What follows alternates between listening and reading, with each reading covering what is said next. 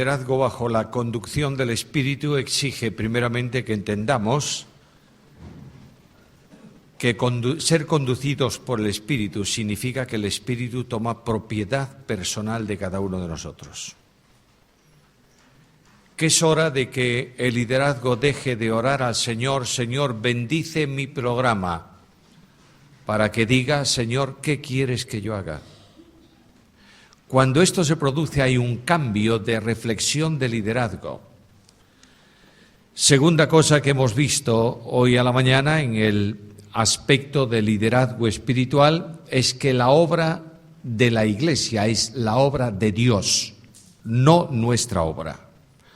Por tanto, es Él el único que puede hacerla, y lo hace por medio de los líderes y de la congregación. No hay ningún creyente que pueda excluirse de la realidad de colaborar, de participar, de edificar juntamente con los otros y llevar adelante la obra de Dios.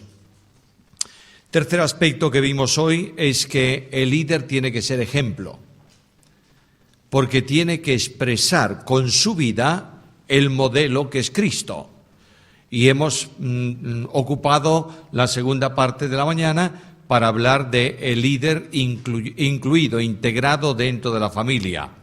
El tema era muy largo, yo no he tenido tiempo más que para mencionar algunas cositas, pero algo que se me quedó en ese tema y que debo decir es que es muy difícil encontrar hoy hijos de líderes, entre comillas, que sigan el camino del liderazgo.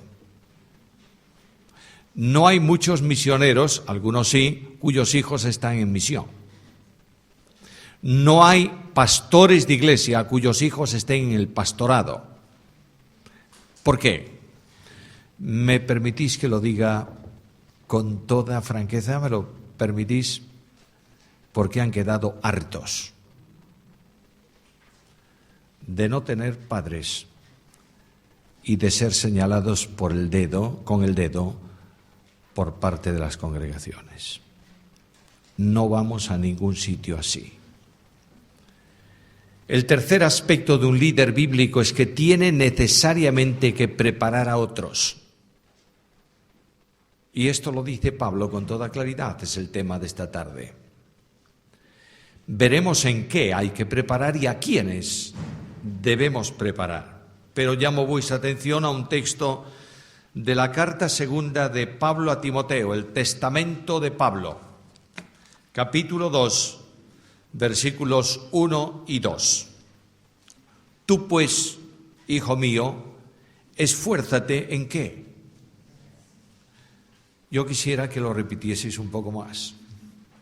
Esfuérzate en la gracia. No se puede hacer la obra de Dios si no es en la gracia. Dios nos ha salvado por gracia, nos santifica por gracia y nos glorifica por gracia. No hay posibilidad de hacer la obra sino en la gracia. Recordaréis que esta mañana dije que la gracia y el amor ha desaparecido del púlpito cristiano. Y hay una iglesia entristecida, porque no viven en la gracia, no tienen la experiencia de la gracia, no hay camino de restauración, no hay aliento, no hay el brazo de amor que va a buscar la oveja extraviada cuando no está en la iglesia. Estoy haciendo la introducción. En nuestra iglesia hay un programa que se llama Oveja 100. ¿Qué es eso? ¿Qué es la oveja 100? La que falta a las 99 para que esté el rebaño completo. De manera que en las muchas reformas, digamos así, que hemos hecho en la Iglesia, una de ellas es el ministerio Oveja 100. Significa que se ha hecho una lista de las ovejas que estaban antes y que no están. Se ha entregado esta lista a todo el liderazgo de la Iglesia. Tienen la lista los líderes también de las células de oración. ¿Y qué se hace? Pues lo que hay que hacer, orar por la oveja 100. Una de las cosas que procuramos dar en nuestra iglesia o enfatizar en nuestra iglesia son dos asuntos. Biblia, solo Biblia, nada más que Biblia, para adentro. Por supuesto, misión para afuera, porque no puedes dar Biblia adentro si el mandamiento bíblico número 1 no lo cumples. En misión hacia afuera. Y segundo, oración. De manera que hay varias células de oración en la congregación y hay un día al mes que llamamos vigilia de oración, en donde la congregación viene al lugar de reunión habitual y comienza la reunión de oración a las 9 de la noche para que todos puedan venir. ¿Y termina cuándo? Cuando termina. Se reúne la congregación que viene, se divide en grupos, tantos como temas hay de oración, normalmente 10, y siempre hay entre los temas de oración, ¿cuál? Oveja 100. Se pone, cada grupo va pasando por un lugar, va orando por ese tema, terminó el grupo, viene el siguiente, y de modo que los 10 grupos oran por los 10 temas. Cuanta más gente hay, más dura el tiempo de oración. Hay una lista en la pared que se pone en esas reuniones en donde están los nombres de la oveja 100. ¿Y sabéis? Las rayas que tachan ese nombre. ¿Por qué? Porque ha venido. El servicio de puerta de la iglesia tiene la responsabilidad de avisar a cualquiera de los pastores de la iglesia y te pasan una nota y te dicen: esta mañana está con nosotros una oveja 100, sin nombre. De manera que al final de la reunión, cualquiera de los pastores va a buscar la oveja 100 que ya está hablando con alguno de los sugieres. No hay preguntas a esa oveja 100, solo un abrazo que le dice: me encanta verte de nuevo, nada más. Esas ovejas 100 han sido integradas en la iglesia. Es una impresionante bendición cuando una de las ovejas 100 ora. Porque ora no desde la salvación que otro le trajo, sino desde el hombro que alguno le puso. No sé si notáis lo que quiero decir. ¿Es fácil hacer una oveja 100? Simplemente cuando tiene un problema le dices: eres una calamidad, ya se fue y no vuelve. Es muy difícil traerlas, porque muchos creyentes se consideran mejores que la oveja 100.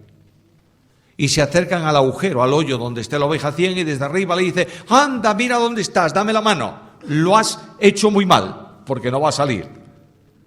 Tienes que bajar en silencio a donde está y poner tu hombro para que ella se ponga encima y salga al exterior. ¿Te das cuenta de esto? El liderazgo bíblico en los últimos años ha perdido el rumbo y está manteniendo el sistema, pero no está viviendo a Cristo. Perdonadme esta libertad. Hay iglesias que lo único que buscan es que se mantengan inamovibles lo que se llama, no sé de dónde salió, nuestros principios. Yo aborrezco nuestros principios. Amo el principio bíblico. Si mis principios coinciden con los bíblicos, no tengo que llamarle nuestros, son bíblicos. Y si algún principio mío no coincide con los bíblicos, ¿sabe lo que hago? Abro la ventana y lo tiro a la calle y pongo la Biblia y el principio bíblico. ¿Me estáis siguiendo? Pablo dice: esfuérzate en la gracia que es en Cristo Jesús. Y ahora viene el desafío. Lo que has oído de mí ante muchos testigos, esto encarga a hombres fieles que sean idóneos para... ¿También? Luego hay que formar. El líder tiene que formar a otro. Dicen por ahí, yo no lo sé, que los japoneses funcionan así porque detrás de cada puesto ejecutivo hay otro esperando el puesto. Es posible, yo no lo sé. Pero lo que sí tengo claro es que no hay una empresa que pueda funcionar si no tiene repuesto para el liderazgo. ¿Entiendes? Además hay otra cosa importante. tú lees un periódico, y ahora sí que voy a pasar al primer punto. Tú lees un periódico, te voy a dar un anuncio, una empresa busca un ejecutivo de no sé qué, lo que tú quieras. Se busca director técnico, ejecutivo para la sección X, edad 78 años, con experiencia. Y tú dices, ¿pero cómo 78? ¿Se habrán equivocado? No puede ser. 78 años, ya nadie está en capacidad física ni psíquica para desempeñar este papel. Y nos reímos. En muchas iglesias hay un liderazgo que ronda esta media. Y no hay repuesto, porque según ellos no hay nadie que valga para ocupar ese lugar. Estamos en una situación de crisis absoluta. Por tanto, hay iglesias que están cerrando sus puertas porque no tienen repuesto ni tienen esperanza. Y se conforman con decir, bueno, nosotros abrimos las puertas y el Señor traerá a la gente. ¡Qué tontería más grande! Claro que el Señor puede traer la gente y llenarla, pero tú tienes que hacer lo que la Biblia manda en relación con la iglesia para que Dios bendiga su obra y no la tuya. Ahora, ¿cuáles son las tres cosas que yo quiero mencionaros en base a esto? Primeramente, quiero hablaros de preparación, cómo podemos preparar desde el liderazgo a otros. Segundo, el modo de hacerlo. Y tercero, la responsabilidad que conlleva esto. Primeramente, la preparación. Pablo es un hombre que está siempre, permanentemente rodeado de colaboradores que serán líderes en la obra del Señor y en las iglesias. Notadlo, siempre está rodeado de gente, de Tito, de Silas, de Timoteo, siempre tiene gente, porque Pablo persigue el ejemplo de Cristo. El supremo ejemplo de Cristo fue este. Cristo estuvo rodeado de gente, estuvo rodeado de discípulos. Luego tiene los 12 apóstoles, pero en el grupo de Cristo hay personas que viajan a veces con el grupo. Hay mujeres que sostienen el ministerio de la obra del Señor. Las ofrendas ministeriales para esa obra vienen de parte de mujeres. Están al pie de la cruz, gente que vino desde el norte para acompañar a Cristo en la última semana. Por tanto, hay un equipo que está permanentemente al lado del Maestro y están aprendiendo del Maestro. Cristo seleccionó de entre todos los que le seguían a algunos para un ministerio especial. El Señor dedicó tiempo antes de seleccionarlos a orar por ellos. Dice el texto bíblico que antes de escoger a los discípulos pasó toda la noche orando a Dios. Los llama para prepararlos, ¿cómo? En comunión y en compañerismo, de manera que está siempre con ellos, está dialogando con ellos, está enseñándoles. Y el objetivo final de Cristo, ¿cuál era? Que ellos siguieran su trabajo. De manera que en Juan capítulo 17, versículo 18, y quiero hacer un brevísimo paréntesis aquí, cuando a veces oigo que la iglesia no está en los evangelios, que solo está de Hechos 2 en adelante, pienso que algunos se han olvidado de leer el 17 de Juan. Casi siempre oigo la iglesia en el Nuevo Testamento, en los evangelios no está, porque cada vez que aparece, 2 veces que aparece, siempre en futuro. Por ejemplo, yo edificaré mi iglesia, por tanto no está en el Nuevo, ¿cómo que no? La oración de Juan 17 es la oración de rendición de cuentas de un siervo delante del dueño. He acabado la obra que me diste que hiciera. Ahora Jesús dice al Padre, Padre, esta obra va a traer un resultado, una consecuencia. Muchos van a ser salvos por la predicación de estos. De manera que yo quiero decirte cómo quiero que sea la iglesia que va a surgir de este ministerio.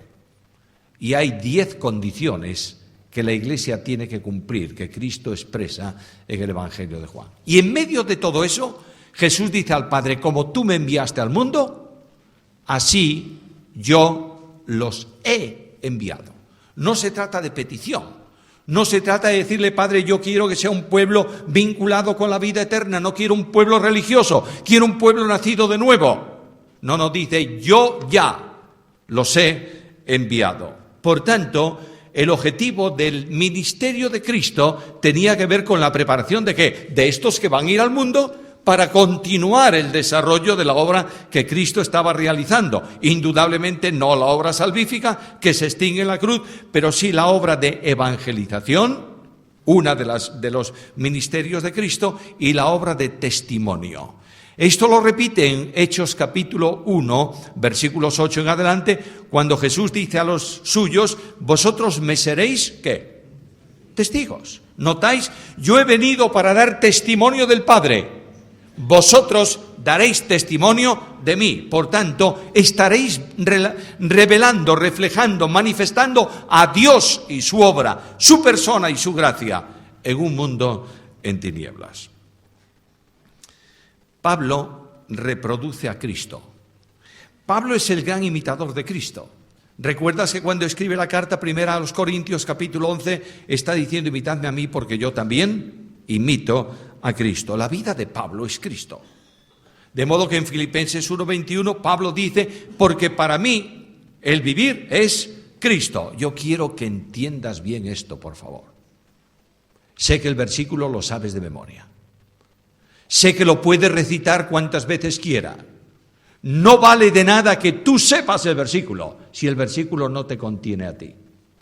De manera que lo que está diciendo Pablo es: mi forma de vida, mi razón de vida, mi esperanza de vida, mi propósito de vida es Cristo.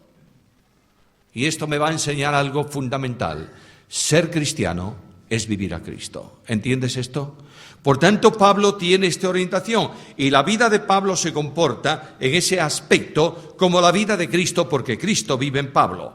Pablo está rodeado de colaboradores. Voy a correr un poco por aquí. Hombres como Tito, hombres como Timoteo. Timoteo, no todos tienen el mismo carácter, Timoteo es más bien un hombre, yo no diría apocado, eso no es la frase, pero no le gusta mucho enfrentarse. Probablemente el carácter de Timoteo sea un carácter más bien introvertido o tímido. Era un gran expositor bíblico, pero enfrentarse con problemas de la iglesia, enfrentarse con creyentes que dicen ser creyentes y no lo son, etcétera, etcétera, esto a Timoteo le resultaba un poco difícil.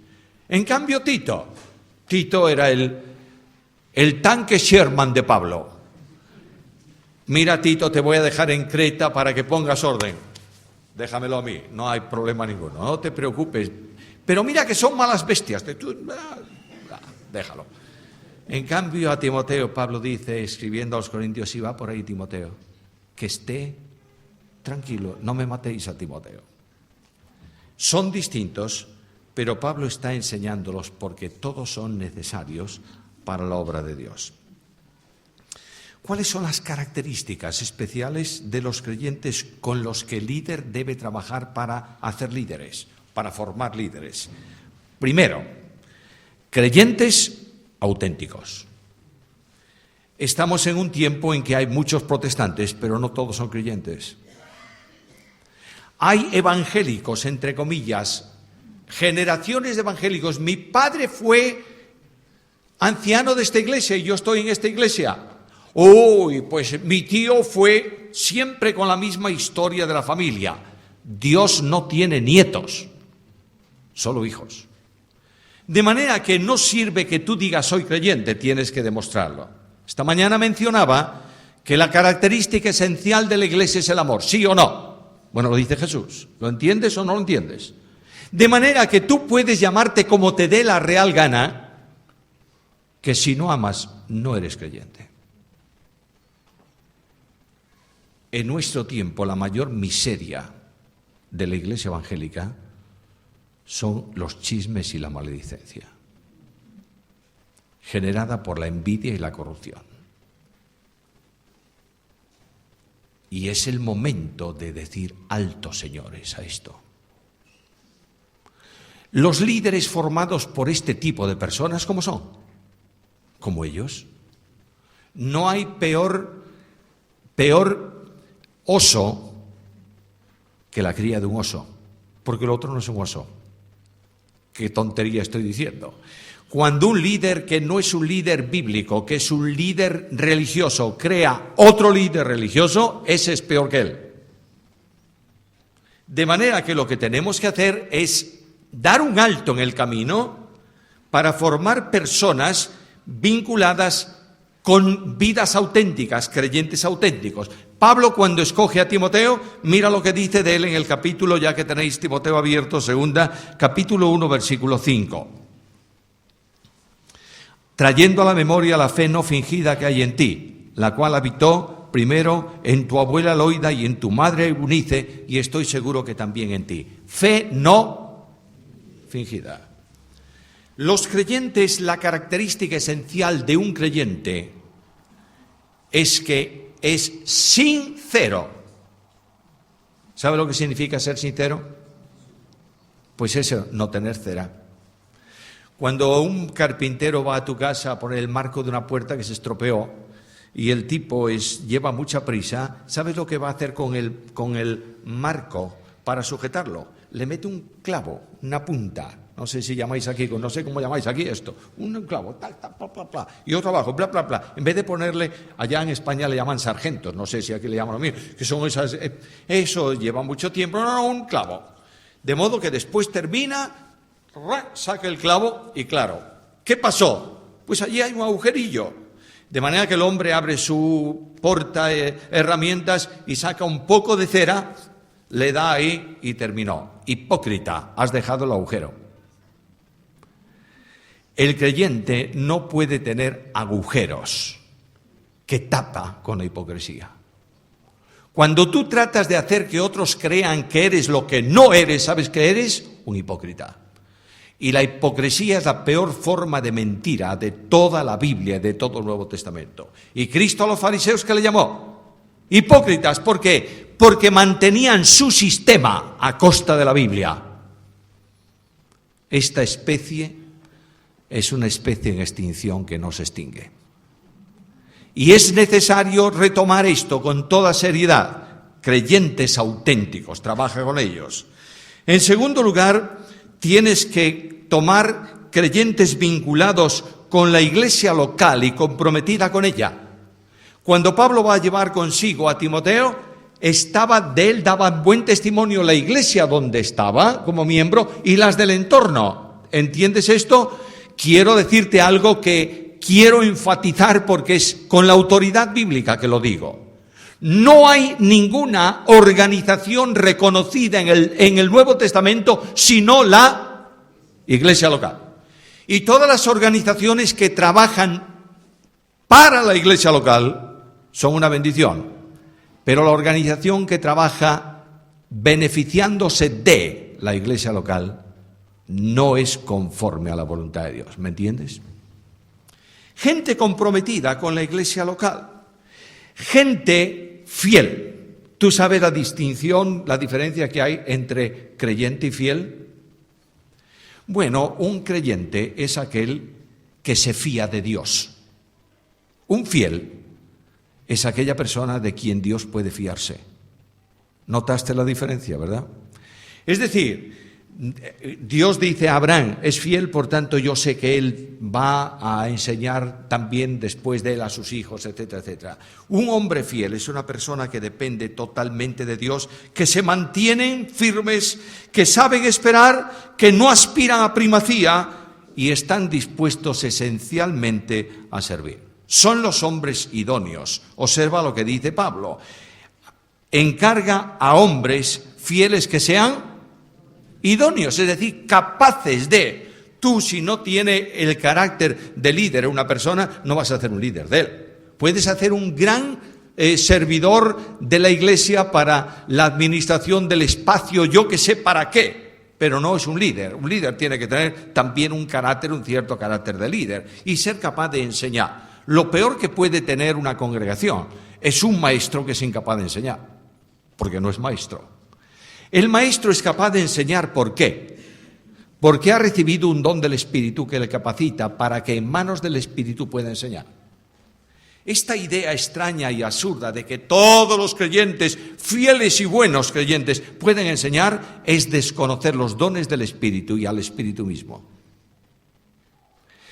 Yo puedo cortar un campo de hierba con un cuchillo de cocina, ¿puedo? Sí, puedo. Será un problemón tremendo, pero puedo. ¿Pero es idóneo el cuchillo para cortar la hierba? No. Pero hombre, es de acero y de buen acero, sí. Pero un buen acero convertido en una hoz me siega el campo. No puedo llevar la hoz a la mesa para cortar el bife como lo hago con un cuchillo. ¿Por qué? Porque los dos son instrumentos capacitados para que yo utilice cada uno de ellos en su función correspondiente. Esto es lo que hace el Espíritu Santo con los dones. El don capacita a la persona para ser instrumento y llevar a cabo un ministerio en manos del Espíritu Santo. Los creyentes son dotados por el Espíritu para eso, pero lo que tú tienes que hacer cuando tienes a este hombre idóneo es dedicarle tiempo. Este es un problema, horas de compañerismo. Mira lo que dice: lo que has oído de mí ante muchos testigos. No creas que le está recordando una concentración enorme, una conferencia unida. Tenemos la gran conferencia. ¿Cuántos van a venir? 2.000 personas. Bueno, Timoteo, ya escuchaste mi sermón delante de 2.000 personas. No. Dice, tú has escuchado muchas veces delante de muchos. Es decir, me has acompañado en distintos lugares. ¿Te das cuenta que yo prediqué lo mismo, enseñé lo mismo? Lo que oíste delante de mí en presencia de muchos testigos, esto es lo que tú tienes que hacer y es lo que tú tienes que enseñar. De manera que tienes que dedicarle tiempo. Timoteo no aprendió todo lo de Pablo en una sola sesión con él. Estuvo con él mucho tiempo y aprendió así. Tienes que orar por ellos. El ejemplo del Señor es evidente, pasando noches orando por quienes van a ser sus apóstoles. El líder tiene siempre una lista de oración de los que está enseñando para el ministerio. ¿Dónde está eso? Míralo, capítulo 1, versículo 3. Doy gracias a Dios, al cual sirvo desde mis mayores con limpia conciencia, de que sin cesar me acuerdo de ti en mis oraciones, día y noche. Tú tienes una lista de discípulos tuyos de la iglesia por los que oras todos los días. ¿Los conoces? ¿Sabes cómo son de carácter? ¿Sabes lo que valen y lo que no valen? Orando por ellos. El ejemplo del Señor es también evidente. El Señor oraba por ellos, sí. Juan 17:9. He venido para orar no solo por estos, sino por los que han de creer en mí por la palabra de ellos. Tienes también que aconsejarles. Notad lo que hace Pablo con Timoteo, capítulo 1, versículo 6. Por lo cual te aconsejo. Pablo podía decir como apóstol de Cristo que, Timoteo, como apóstol de Cristo, te mando que, ¿qué dice Pablo a Timoteo? Te aconsejo. Los líderes que preparan a otros líderes deben estar aconsejándoles. La imposición no es de los creyentes. El único que puede mandar con autoridad en la iglesia es el Señor de la iglesia, ¿verdad? Una de las cosas que más me preocupa es oír una palabra que se extiende a menudo, yo no sé si la hay en la Argentina, que son las autoridades de la iglesia.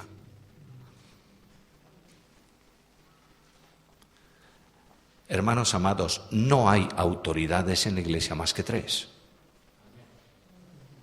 Cristo, cabeza, el Espíritu vicario de Cristo, la Biblia, única norma de fe y conducta. Los líderes de la iglesia ejercen autoridad en la medida en que ejercen su autoridad sobre la Biblia, aplicando la Biblia. Si un líder de la iglesia dice, tenemos que vivir en santidad, no lo está imponiendo él. Lo dice la Escritura, ¿está claro? Pero todo cuanto un líder trate de imponer a la iglesia que no esté en la Escritura, está cometiendo una acción de autoritarismo que Dios no lo autoriza. Aconsejarles.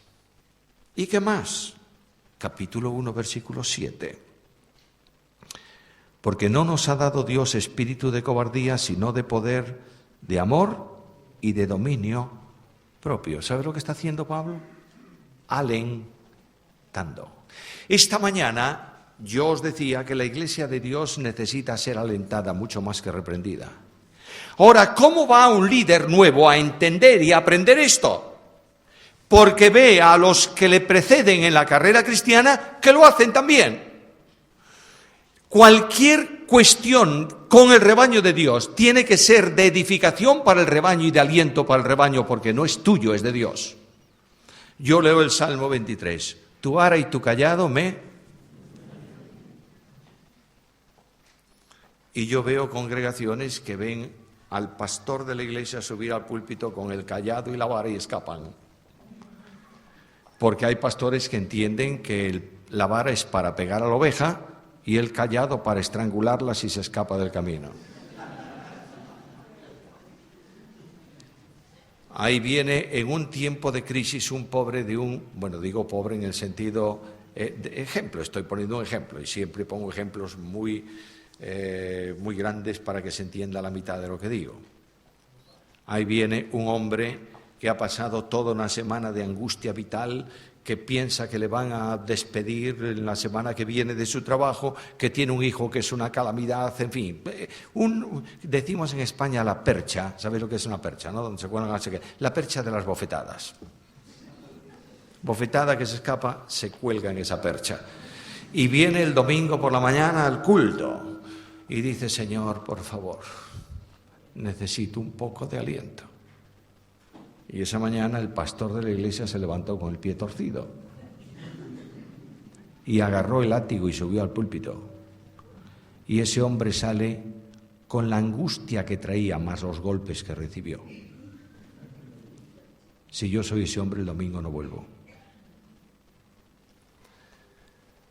No es sistema represivo el sistema de Dios, porque estamos viviendo en la gracia. ¿Me entiendes?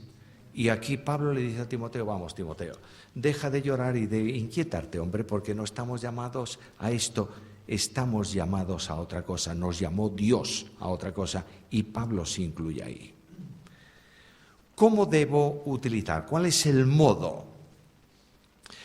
La primera gran lección que yo tengo que dar a los líderes que prepare para el ministerio es la de enseñarles a depender de la gracia. ¿Notas a Pablo lo que dice ahí? Pablo dice a Timoteo: esfuérzate ¿en qué? En la gracia. La vida cristiana solamente puede llevarse a cabo en la gracia. Los recursos para el ministerio son de la gracia. Los dones como acción soberana de Dios proceden ¿de dónde? De la gracia. Y cuando Pablo habla de dones y de su don de apóstol, dice: según la gracia que me ha sido dada. No está hablando de la gracia de salvación, porque la gracia de salvación es ilimitada, mientras que esa gracia es limitada, según la medida de la fe o del don de la fe. Por tanto, Dios da la gracia y Dios da hombres dotados de dones para la edificación de la iglesia. Tengo que enseñarle a los que están a mi alrededor a depender de Dios, no solo en la gracia, en el sentido genérico y espiritual. Mirad, somos muy dados a hablar de cosas que no se pueden ver. Te amo, Señor, con mi corazón. Claro que fácil es decirlo. Pero si te parece bien, trae el cuerpo para ver si amas al Señor o no. Sabéis que se cuenta, es una historia, no, eso no es así, es una historia de un pastor que tenía muy poca asistencia a las reuniones de oración. Y él decía: hermanos, el próximo miércoles a las 8, reunión de oración. Y el domingo, cuando despedía a la congregación en la puerta, le decía: hermano, no te vi el miércoles. No pude, pero estaba en espíritu.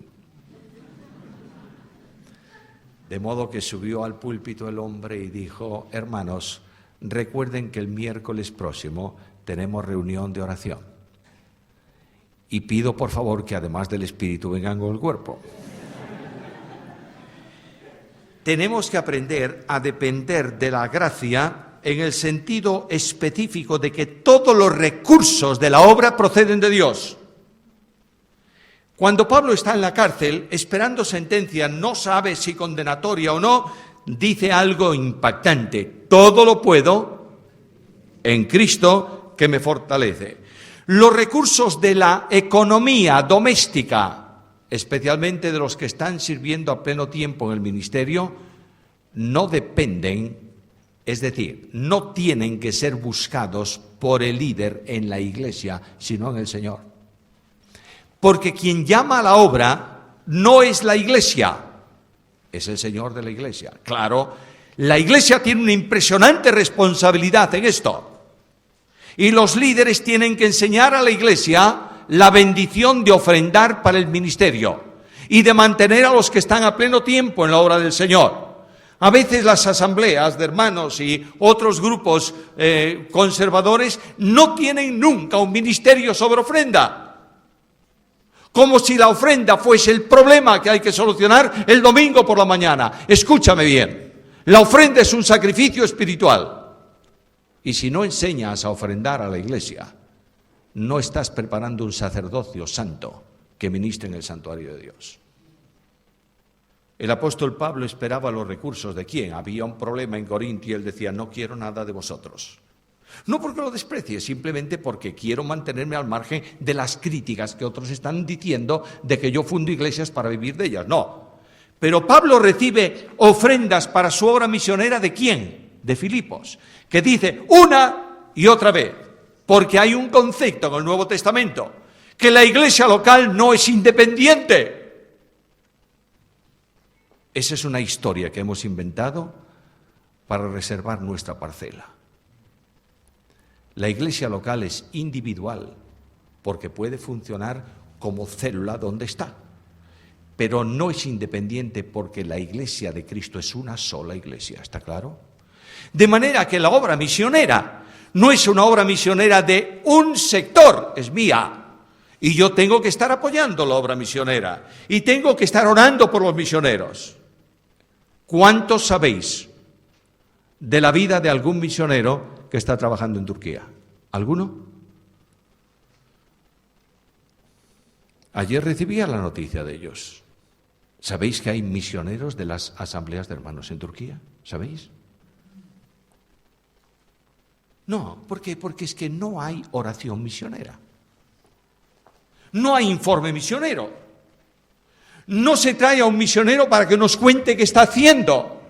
Y los misioneros son aquellas personas que están viviendo en el África o en la India, para nuestro parecer, y que deben vivir como puedan, porque al fin y al cabo el entorno donde están es así.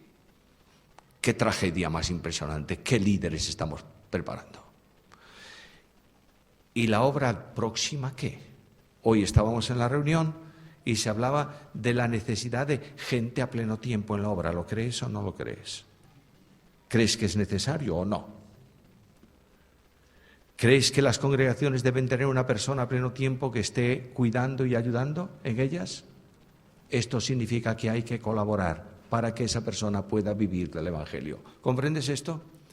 No está llamada la gente a pleno tiempo a mal vivir del Evangelio, sino a vivir como corresponde para servir al Señor en nuestros medios, enseñando dependencia. Quiero decirte con esto que nunca vea un líder que tú estás preparando, nunca te vea quejarte a ti de tus necesidades.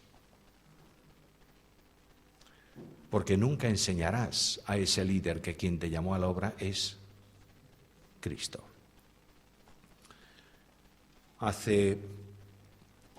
Este año fue 31.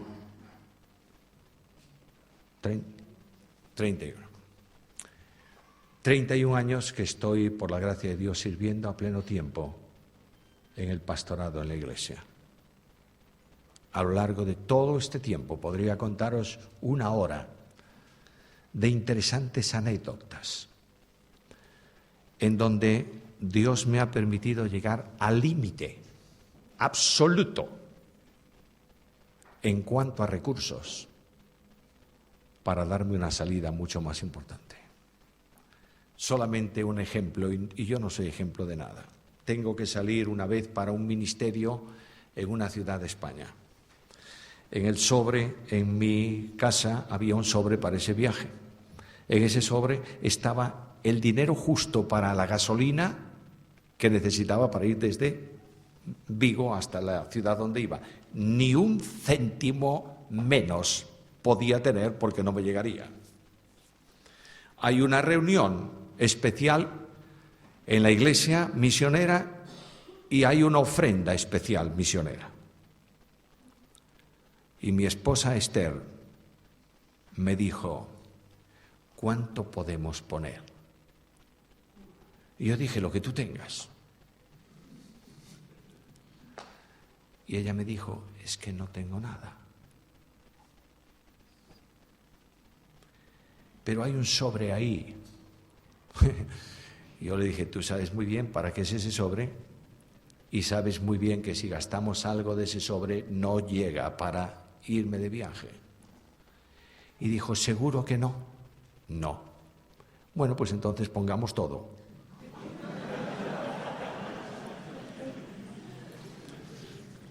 Yo pensaba aquella noche, mañana por la mañana a las 4 de la madrugada me voy a la salida de la ciudad haciendo dedo a ver si algún camión de pescado me lleva para allá.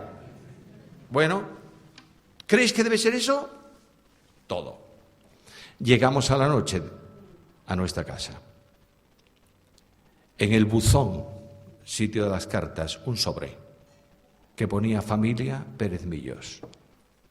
Y dentro, el mismo importe que habíamos puesto de ofrenda. Dios funciona.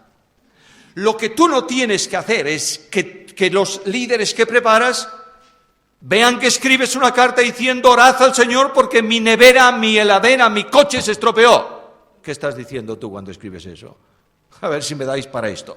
Quien sabe tu necesidad es el Señor. Y Dios va a abrir puertas sorprendentes en tu ministerio, enseñando dependencia. Segundo, enseñando valores correctos. Hoy se tuvo esto en el taller con los hombres. ¿Qué son valores correctos? Primero, orienta a los líderes que formas a la humildad. Romanos 12:3. Ninguno tenga más alto concepto de sí.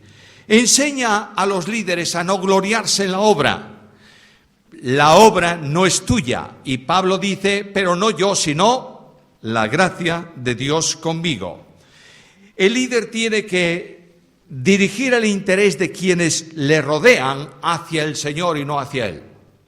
Esto es sorprendentemente trágico en nuestros días. No sigas a los hombres, sigue al Señor.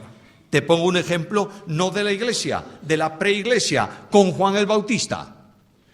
Juan el Bautista habló a los discípulos de Cristo y los discípulos dejan a Juan y siguen a Jesús. Lo que interesa son líderes que caminen tras las huellas de Cristo, no tras las tuyas. Alguien me dice, bueno, pero la carta a los hebreos dice, acordaos de vuestros pastores que os presidieron tal. Muy bien. ¿Y qué tengo que hacer? ¿Recordarlos cómo? Hombre, con gratitud. Fueron, seguro que sí. No hay duda. Mirad el resultado de su conducta e imitad su fe. Eso es lo que tengo que imitar.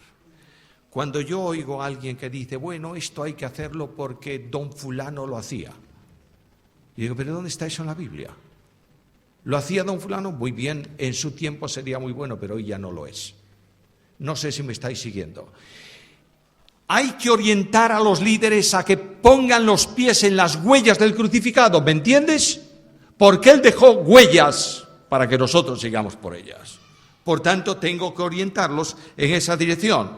Tengo que enseñar a los líderes la vinculación con la iglesia local, recordándoles qué es la iglesia. ¿Y qué es la iglesia? Columna y baluarte de la verdad. Por tanto, te escribo esto, para que sepas cómo debes conducirte. ¿En dónde? En la iglesia. La iglesia es muy importante. Tienes que saber cómo tienes que conducirte. Tienes que entender que lo único reconocido en el Nuevo Testamento es la iglesia, que la evangelización tiene por objeto la formación de iglesias. Ayer veníamos de viaje, o ayer por la mañana, no recuerdo cuándo fue. Hablamos de un ministerio de un hermano que estaba en Palabra de Vida que se llama Fundación de Iglesias. Todo cuanto no conduzca a la formación y fundación de iglesias tiene el camino desorientado.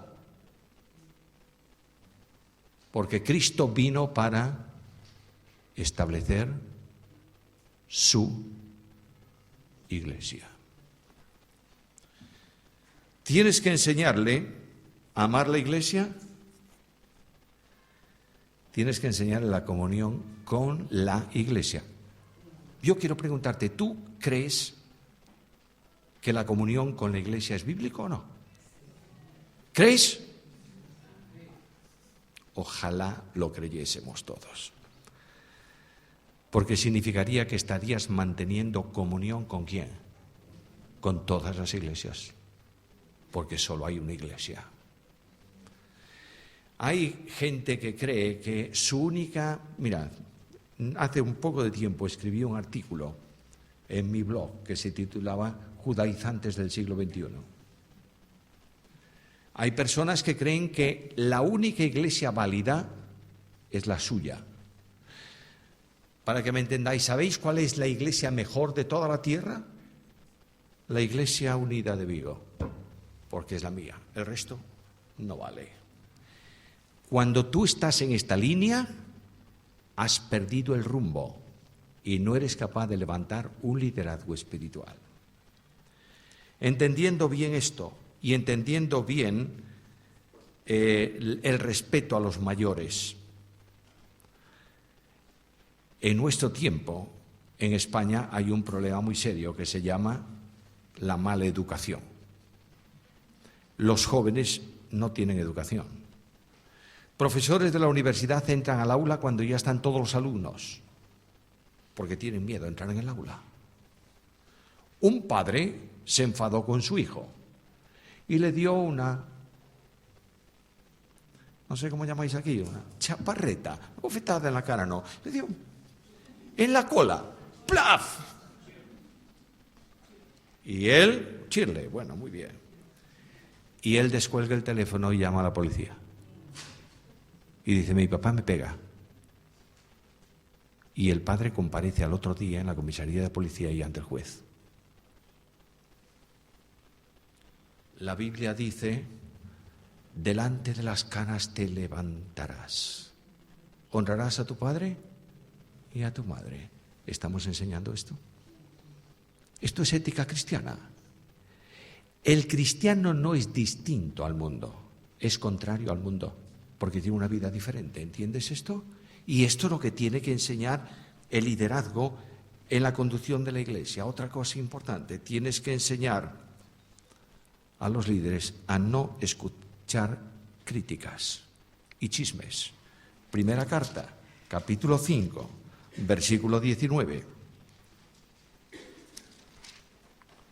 Contra un anciano no admitas acusación. El deporte nacional en el mundo evangélico hoy es difamar a los líderes y decir cosas que no son verdad. La peor cosa que puedes decir es la media verdad. Es decir, ocultas la realidad de las cosas con lo que tú quieres que aparentemente sean. ¿Para qué? Para engrandecer a aquella persona de quien tú hablas o para desprestigiarla. Para desprestigiarla. Generalmente ocurre esto con almas tan pequeñas que tienen miedo de que otros le eclipsen. La envidia es el peor motor para la maledicencia. Pero hay maledicencia. Tienes que enseñar a los líderes. No que escuches. No escuches. No hay un malediciente si no tiene oídos que escuchan la maledicencia. Tú imagínate que alguien entre en este local, mañana le pide las llaves al responsable, le dice, déjame las llaves, y entra aquí adentro y se pone a hablar mal de otro hermano cuando no hay nadie aquí. ¿Qué harías tú? Este no está bien. Hay que llamar al loquero mayor porque este se escapó de un manicomio. Pero vienen los súper espirituales, los number one en la espiritualidad, y te ponen una mano encima del hombro cuando sales de la reunión del domingo por la mañana y te dicen, ¿sabes qué? Detrás del sabes qué viene todo el veneno que te van a inyectar. No escuches críticas. Es la hora de que el pueblo de Dios, el liderazgo joven, reaccione contra los maledicientes. Es la hora de que alguien los pare en el camino. Y Pablo dice, entrena gente que no escuchen. maledicencias. No permitas desordenados en la congregación.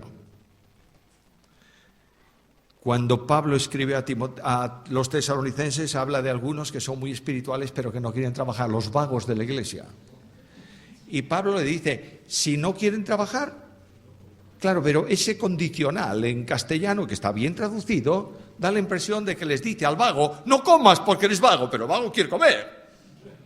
Y además va a visitar espiritualmente, muy espiritual, al mediodía a la hermana que está haciendo la comida. Estoy poniendo un ejemplo absurdo. ¿Qué tal, hermana? Vengo a decirte que el Señor viene, qué bendición tan grande, ¿verdad? Claro. ¿Y qué haces tú? Pues vengo a animarte. ¿Comiste? No. ¿Quieres comer? Sí. Ya está, el vago ya consiguió la porción del mediodía. Y lo que está diciendo Pablo es, no le deis de comer, vosotros.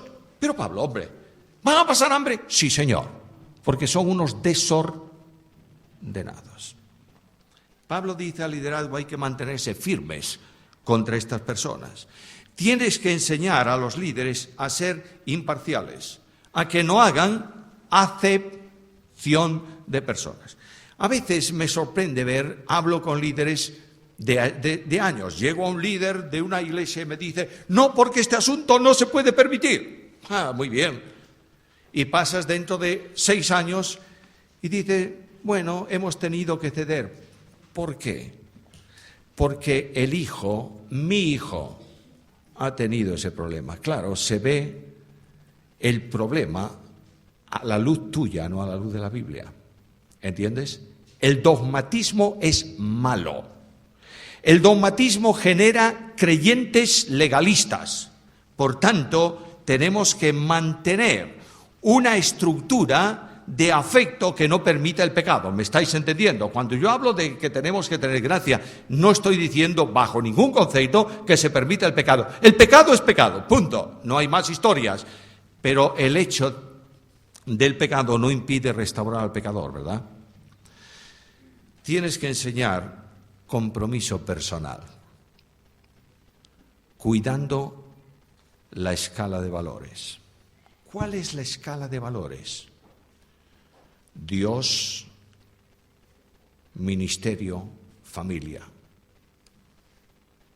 No. Dios, familia, ministerio. ¿Pero qué dices? Digo eso. La familia tiene que ser atendida porque es tu campo inmediato de trabajo y es tu responsabilidad directa. Dedícale tiempo a la familia. Claro, no utilices a familia para no hacer nada en el ministerio. ¿Me estás siguiendo? No, porque algunos dicen, no, yo la familia y nada más no hago nada. No, eso no es así. Pero involucra a la familia contigo en el ministerio, de modo que sientan atracción por servir al Señor y estás de alguna forma trabajando también con ellos. Enséñales a que dediquen tiempo a la preparación personal. Oye, como dice Pablo a Timoteo, te encarezco que prediques, ¿qué cosa? La palabra. Y Pablo dice a Timoteo, en tanto que yo voy, ocúpate de la lectura. Claro, esto tiene que ver con la lectura para la iglesia, no tanto para Timoteo personalmente, pero ocúpate de la lectura. Predica la palabra. Y sobre todo, Timoteo, que tus mensajes sean mensajes edificantes. Mira el capítulo 2, el versículo 14. Recuérdales esto, exhortándoles delante del Señor que no contiendan sobre palabras. Lo cual para nada aprovecha, sino para perdición de los oyentes, es decir, para que pierdan los oyentes el tiempo. Procura con diligencia presentarte a Dios aprobado como obrero que no tiene de qué avergonzarse, que corta bien, da la porción necesaria de la palabra de Dios. Esta mañana mencionaba el ejemplo de los maestros de griego que no saben griego.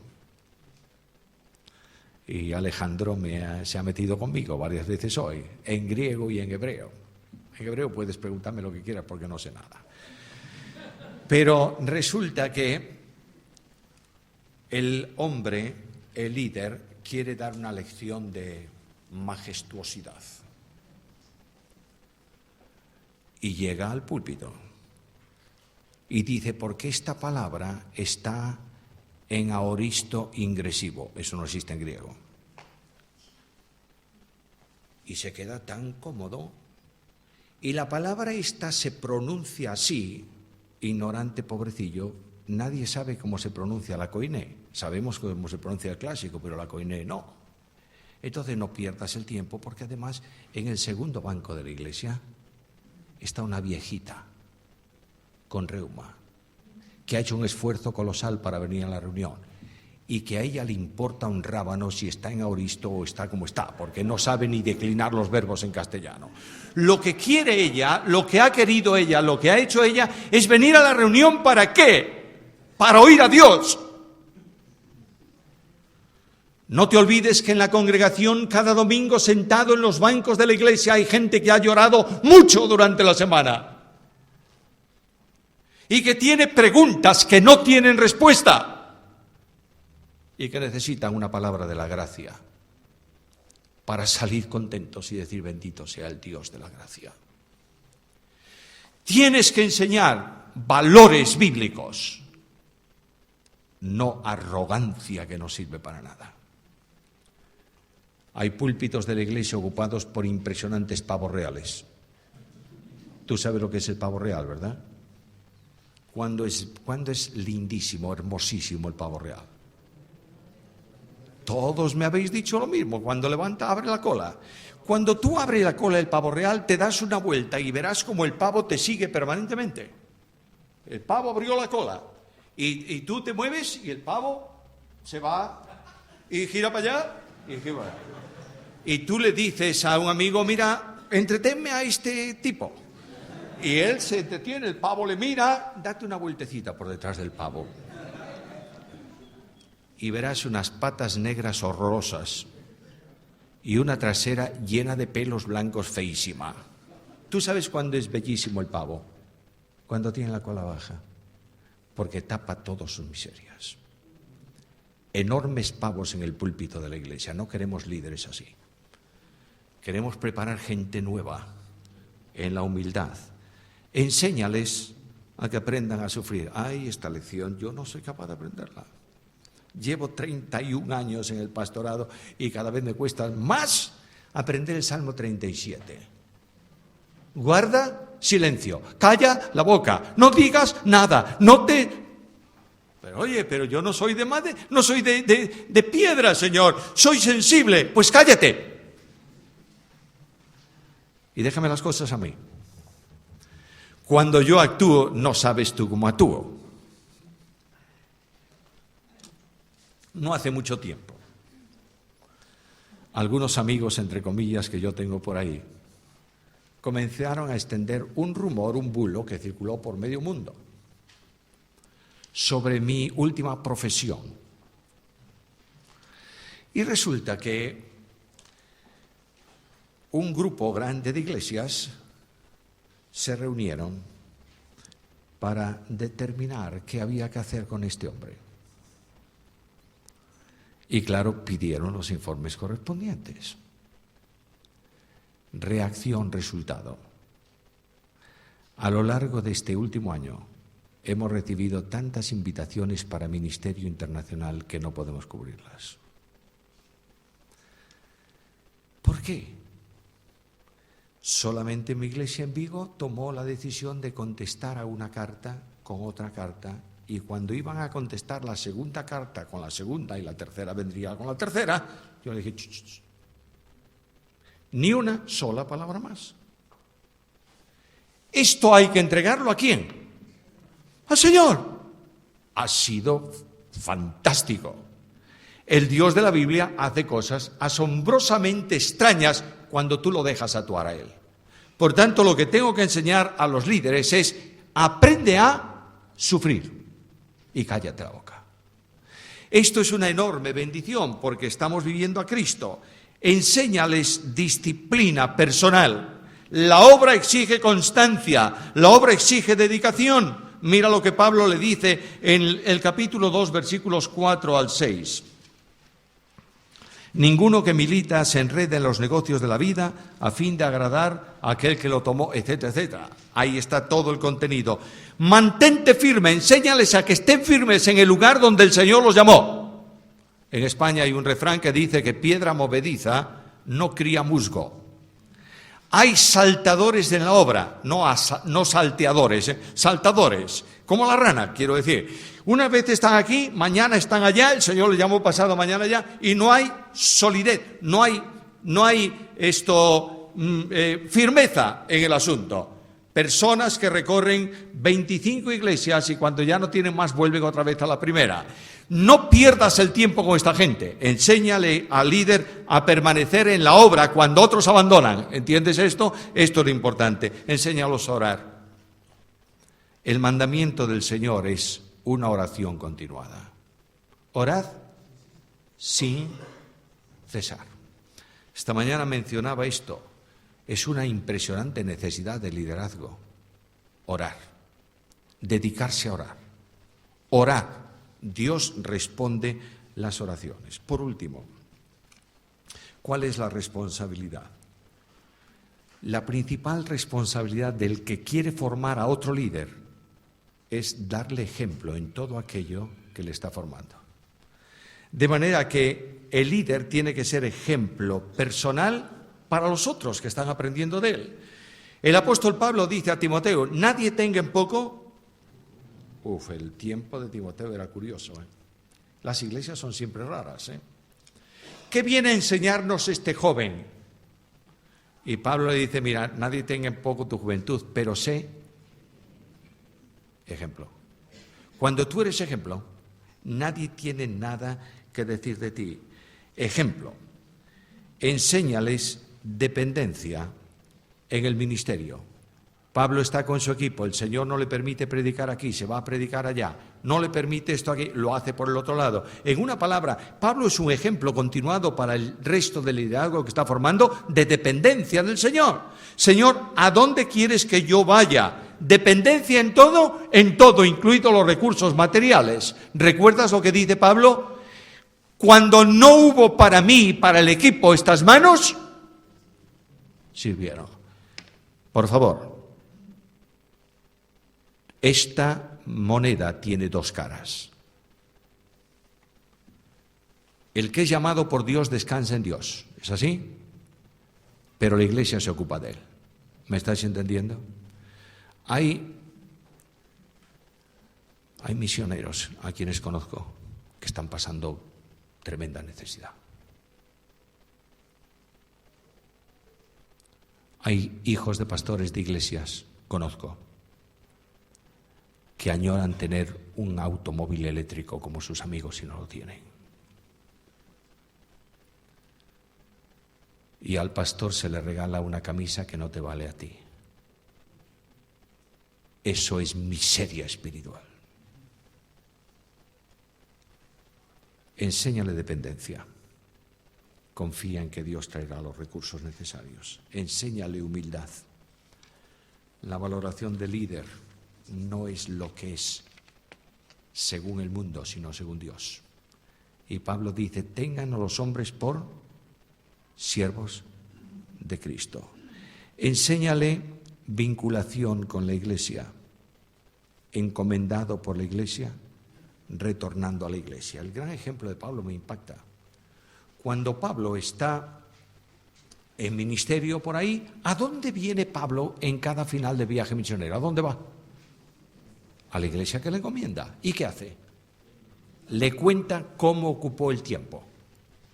Y cuando ya el territorio de Pablo de ministerio queda tan lejos de Antioquía que es imposible volver, porque se pierde, escribe a Roma y le dice, voy a ir, contaros lo que voy a hacer para ir a España, porque quiero ser encomendado, enviado por vosotros. Pablo sabe que tiene que estar vinculado a una iglesia local para hacer la obra del Señor.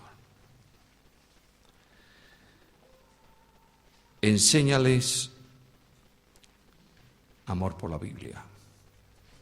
Timoteo, cuando vengas tráeme el capote que dejé en casa de Carpo y los libros. El cuerpo de Pablo está con frío en su prisión. El alma de Pablo necesita el calor de la Biblia. Sé ejemplo. Cuando veas que uno de los líderes que tú estás formando tiene una reunión el domingo y ha dicho unas cuantas cosas que no son Biblia, no esperes ni 10 minutos más. Cuando termina, con mucho cariño, pero con mucha firmeza, le dices: querido amigo y hermano, la congregación no ha venido para escuchar tus palabras, sino la palabra de Dios. Predica la Biblia. Y Pablo le dice a los ancianos de la iglesia: porque no he rehusado daros ¿cuánto del consejo? Hermanos amados, ¿tenéis en vuestra iglesia un plan de estudio bíblico para dar toda la Biblia en un tiempo de 4 o 5 años?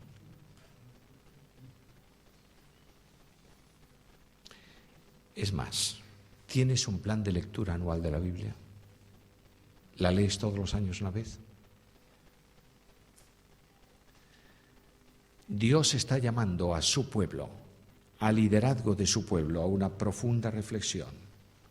Ejemplo en oración, ejemplo en relación con la iglesia, ejemplos para hacer líderes. Cuando tú quieras formar líderes bíblicos vas a tener dificultades, porque lo que Satanás no quiere es que la iglesia tenga personas formadas. A Satanás le encanta el sistema religioso. Lo aplaude, mira qué bien, qué bonito, qué bien cantan, no se han desviado de la norma, tienen su himnario de siempre o su himnario más moderno. Le encanta. Dice: no, ahora vamos a renovar la iglesia. Venga, música de otra forma, de otra manera, y a última hora valió algo eso o lo otro. No, es que la renovación no tiene que ver con formas, tiene que ver con fondos. De manera que la alabanza no es una actividad, es una actitud. De manera que si yo renuevo una actividad, al cabo de un tiempo no vale. Pero si renuevo una actitud, al cabo del tiempo se mantiene cantando la música de Juan Sebastián Bach o la música de los Gilson. Ya está. Es que los himnos antiguos son fantásticos. Está bien, algunos sí. Los modernos no valen para nada. También es verdad, algunos no.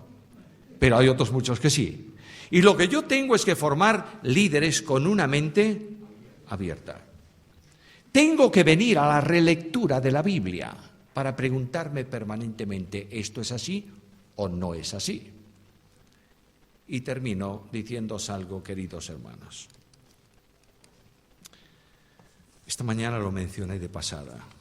No puedes estudiar las epístolas, ninguna de ellas, sin el contexto histórico y social de la carta. Voy a poneros 2 o 3 ejemplos. El rector del instituto está allí atrás, que me puede poner en disciplina después si he dicho alguna herejía bíblica. ¿Cuál es la epístola número 1 de muchas iglesias en el Nuevo Testamento? Para orden de la iglesia y marcha de la iglesia. Primera carta a los Corintios. El resto no. El resto son epístolas secundarias. Esa es la primaria. Muy bien. Primer problema que tengo con la carta a los Corintios. ¿Para qué se escribió la carta? Para contestar preguntas. De modo que ahí dice: en cuanto a lo que me decís sobre... ¿Sabes cuál es el problema? Tengo las respuestas, pero no tengo las preguntas. Las preguntas las invento yo. Segundo problema. La carta tiene una serie de interpolaciones de traducción que no están en el texto bíblico. Voy a poneros un ejemplo. No penséis en el que estáis pensando, voy a pensar en otro. Si su hija virgen pasa de edad y quiere casarse, que se case. No comete ningún mal, pero es que hija no está en el texto griego, ni padre tampoco. Está hablando de 2 personas en la iglesia, 2 jóvenes en la iglesia comprometidos. Si su virgen, si su novia quiere casarse, cásense, no comete nada, pero eso de padre no está por ningún lado. Luego entran en el culto. Y dicen, claro, mira que el culto, Pablo dice, porque si entra alguien de afuera y os oye lo que estáis haciendo, dirá que estáis locos. ¿Por qué? Bueno, porque tienes que entender el contexto social griego de la cena previa al culto que se hacía en aquel tiempo. Y claro, la gente, el rico llevaba mucha comida y mucho vino para acompañar la comida. Debía ser mendocino. Y claro, el vino no se puede dejar porque se avinagra, ¿verdad? Entonces lo mejor que hay que hacer es tomarlo. Y se toma él y la familia y tal, y entran a la reunión no movidos por el espíritu divino, sino por el espíritu del vino. ¿Entiendes? Y claro, ahí se organizan los grandes líos dentro de la iglesia. Y Pablo tiene que decirle, cállense ustedes. ¿Quiénes? ¿Los que hablan en lenguas? Dice, cállense o no. Sí. ¿Y los que profetizan? También. Claro, el que profetizaba, el que daba una palabra de aliento a la iglesia, de consolación, se levantaba, empezaba a hablar, el otro decía, ¿cómo habláis tanto? Se levantaba el otro y hablaba con el otro, y estaban los dos predicando al mismo tiempo, y un tercero dice, a mí me toca también, ¡pum! Ahí están. Este era el lío de la iglesia y el entorno social de la iglesia. ¿Ocurre esto hoy en tu iglesia? No. Entonces hay un asunto que tiene que ver con hoy. ¿Cuál es? Que se haga todo decentemente y con... Claro, pero si tú mandas callar a unos y a otros, lo mejor es un culto silencioso. Entras, te sientas, callas, te vas. Esta es la cuestión. En la carta a los Corintios, cuando venimos a partir el pan, ¿qué venimos a recordar? ¿Qué venimos a recordar cuando partimos el pan? ¿La muerte del Señor? Un solo texto bíblico que lo diga y yo pido disculpas. No hay ningún texto que diga venís a recordar la muerte. La muerte del Señor anunciáis. Una cosa es proclamarla, otra cosa es recordarla. Cuando tú recuerdas en ese culto solo la muerte, conviertes el culto en un velatorio. Yo vengo a decir y a proclamar que mi Cristo murió por mí, pero mi Cristo vive. Y el culto es dinámico y glorioso porque estoy delante de un vivo, admirable y lleno de gloria y de esplendor. Hermanos amados míos, necesitamos releer nuevamente las cartas del Nuevo Testamento. Y un ejemplo más y termino. Las pastorales. Eso sí, eso sí que ya no hay ningún contexto social ni nada en las pastorales. ¿A quién escribe Pablo? A Timoteo. ¿Dónde está Timoteo? En Éfeso. ¿Hay problemas en Éfeso? Sí, Señor, y serios. Tanto es así que Cristo va a decirle a la iglesia de Éfeso, ¿has dejado tú? No está siendo conducida por el Espíritu. Luego la pastoral tiene que ver también con el contexto social de una determinada iglesia en el entorno a donde se recibe la carta. ¿Me está siguiendo? Necesitamos releer la Biblia, por favor. Necesitamos menos estructura dogmática que me diga lo que la Biblia dice. No, la Biblia dice lo que dice, no lo que tú quieras decir. Nosotros a veces hablamos de los católicos romanos y decimos que ellos tienen un problema muy grave que es el colegio episcopal y la interpretación solamente del conjunto de obispos de la Iglesia. Lamentablemente nosotros tenemos lo mismo pero sin obispos. Tenemos que volver a un liderazgo bíblico edificado sobre nuestra santísima fe. ¿Está claro? Hermanos amados, yo pido al Señor que esta reflexión que he tenido con vosotros, que es mi convicción personal, sea aplicada por el Espíritu Santo de Dios a tu vida y a la mía. Y que de entre vosotros nazca un nuevo liderazgo de la Iglesia que mira en la dirección de Dios, que camina conforme a su propósito, que orienta la obra para la gloria de Dios, que integra al pueblo de Dios y que camina para ser testimonio en la Iglesia y ser luz en el mundo. Esto es importante y es vital. Dios, por su gracia, asista a nuestra necesidad.